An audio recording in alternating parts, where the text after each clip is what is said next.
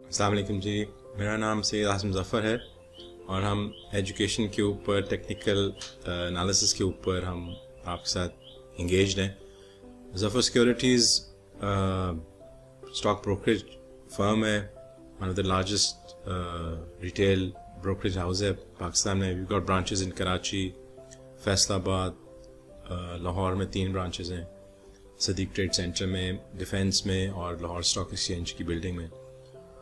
तो हम डिस्कस कर रहे थे लास्ट टाइम, मैंने आपको कहा था कि we will look at some of the wave theory के ऊपर हमने डिस्कस किया था। फिर हमने कहा था कि कुछ इंडिकेटर्स हैं, तो आपको पहले अपना ध्यान बनाना है कि ऊपर जा रही है मार्केट, नीचे जा रही है।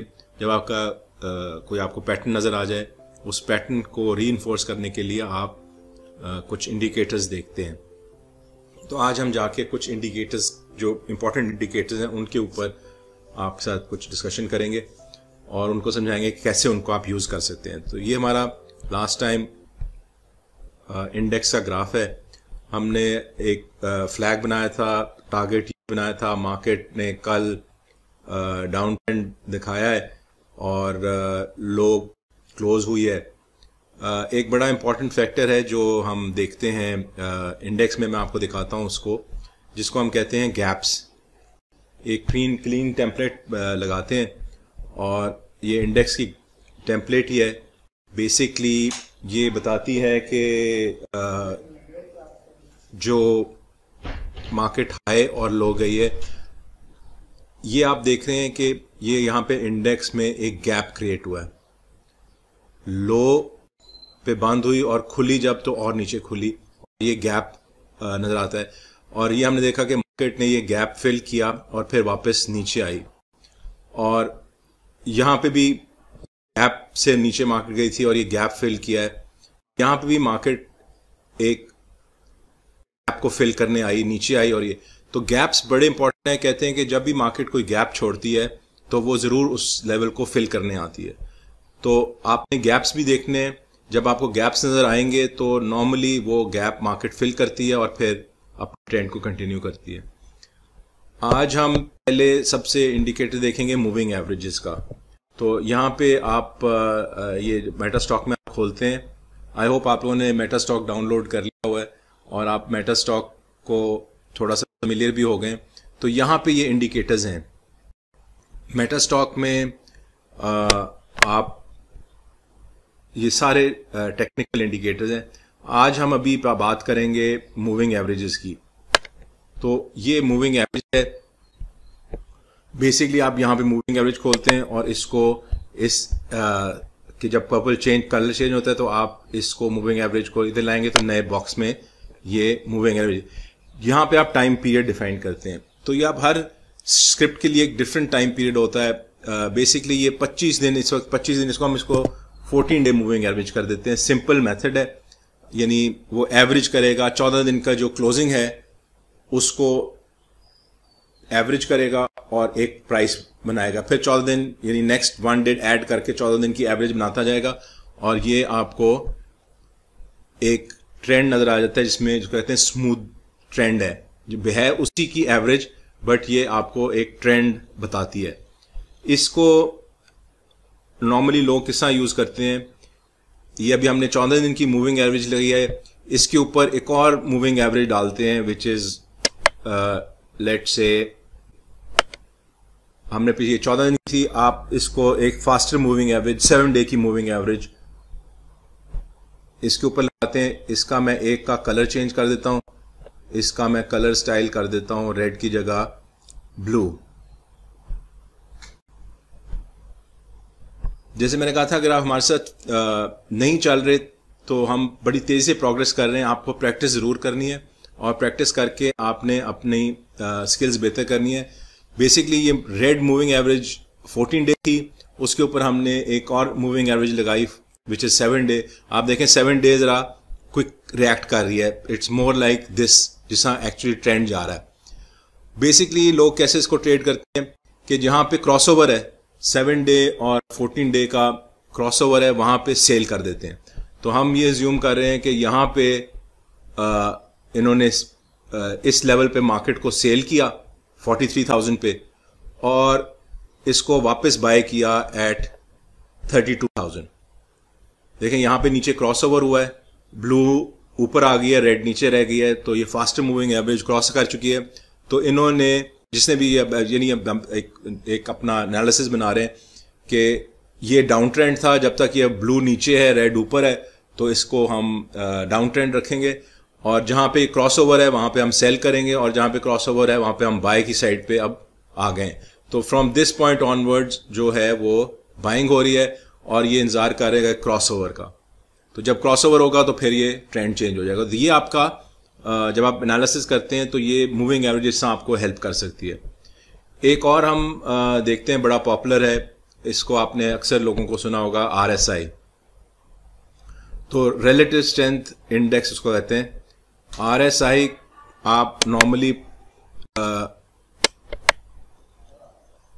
अलग ऊपर लगाते हैं, और ये बेसिकली क्या, इसके दो लेवल्स हैं, ये 70 और ये 0 से लेके 100 तक इसके अंदर फ्लक्चुएट करती है, बेसिकली परसेंटेज टाइप है।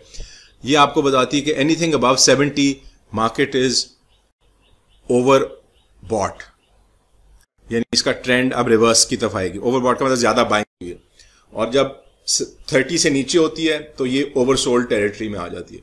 तो यहां पे आप देखें 30 से नीचे है मार्केट, तो यहां पे नीचे देखें उसके साथ कंपेयर करें तो आपको पता चलेगा कि यहां पे मार्केट ओवरसोल्ड के रीजन में, यहां से लेके, और यहां पे मार्केट बिटवीन दिस एक न्यूट्रल टेरिटरी है, बिटवीन 30 और 70 ये न्यूट्रल टेरिटरी है। ये ओवरबॉट है, यहां पे मार्केट ओवरबॉट थी, यहां पे भी मार्केट ओवरबॉट थी, और ये ट्रेंड नीचे, इसमें भी आपको एक ट्रेंड नजर आ रहा है कि मार्केट का डाउनवर्ड ट्रेंड है। अच्छा, इसमें एक और लोग बड़ा इसको यूज करते हैं डाइवर्जेंसेस के लिए, कि मार्केट बिहेवियर कुछ और दिखा रहा है और RSI कुछ और दिखा रहा है। तो यहां पे आप देख रहे हैं कि ये टॉप्स लग रहे हैं, RSI ऊपर जा रही है, लेकिन यहां पे मार्केट और ऊपर जा रही है, RSI उस लेवल को क्रॉस नहीं कर रहा। तो ये एक डाइवर्जेंस है। मैं आपको दिखाता हूं दोबारा से कि ये टॉप्स अगर आप बनाएं तो ये एक ट्रेंड आपको नजर आएगा डाउनवर्ड, जबकि ये टॉप्स मिलाएं जो इसके रिलेटिव हैं,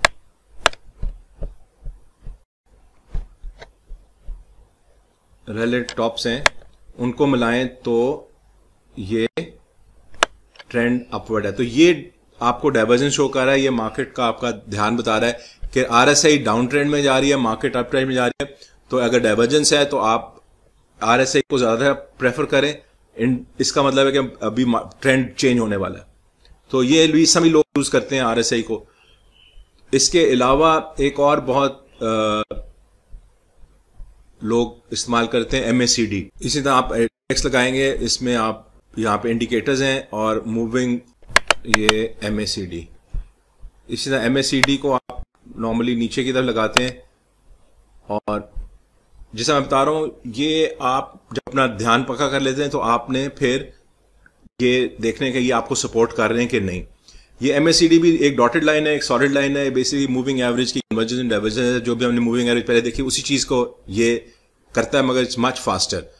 तो यहाँ पे क्रॉसओवर है, यहाँ पे इसका मतलब है बाय ट्रेंड, अप ट्रेंड शुरू हो गया है। जहां पे ये क्रॉसओवर है, यहाँ पे ये डाउन ट्रेंड शुरू हो गया। तो ये भी आपको हेल्प करता है MACD भी। बेसिकली इस तरह लोग यूज करते हैं इसको कि इसके डिफॉल्ट सेटिंग्स ही रहने देते हैं, और जहां पे ये क्रॉसओवर करता है वहां पे बाय करते हैं, और जहां पे ये रेड लाइन नीचे आती है वहां पे सेल कर देते हैं। तो इस तरह भी आप अपनी स्किल्स को बेहतर कर सकते हैं, और लॉन्ग टर्म MACD और इसका RSI का आप यूज कर सकते हैं। एक और इंडिकेटर है, वो भी इसी को बताता है, स्टोकास्टिक है। आप यहाँ पे इतने इंडिकेटर्स हैं, आप उनको यूज कर सकते हैं और अपने उनकी स्टडी करके देख सकते हैं क्या चीज बता रही है, और आप अपने आप को अपनी स्किल्स को, फिर मैं बता रहा हूं कि आपने करना उस वक्त है जब आपका डायरेक्शन पक्की हो जाए। पहले ये देखेंगे तो ये आपको कंफ्यूज कर देंगे। अब ये भी वो इसी टाइप का है, यहाँ पे सेल ये ज्यादा फास्ट है, यहाँ पे बाय, जहां से ये क्रॉसओवर कर रहा है यहाँ पे बाय इंडिकेट कर रहा है, ये इधर जल्दी से सेल इंडिकेट कर रहा है।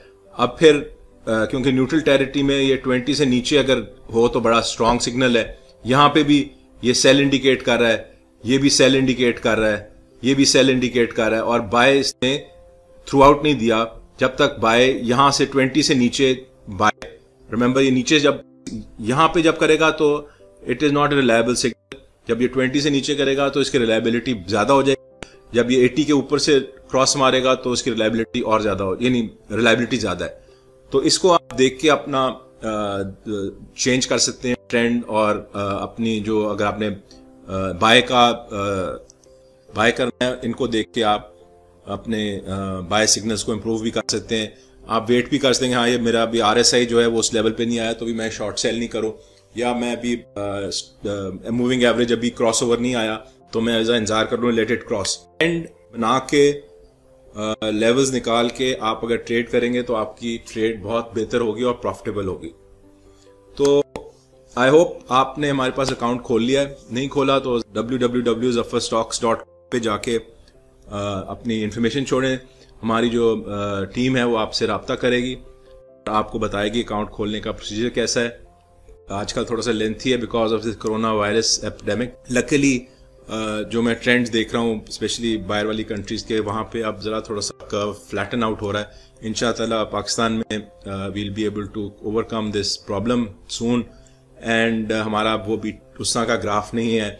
जितनी भी हमारी प्रेडिक्शंस थी उससे माशाल्लाह इधर वो उस तरह की अटैक की कंडीशन नहीं। आई होप गवर्नमेंट जल्दी ये लॉकडाउन खोल दे और आप सब अपने अपने कामों पे निकलें।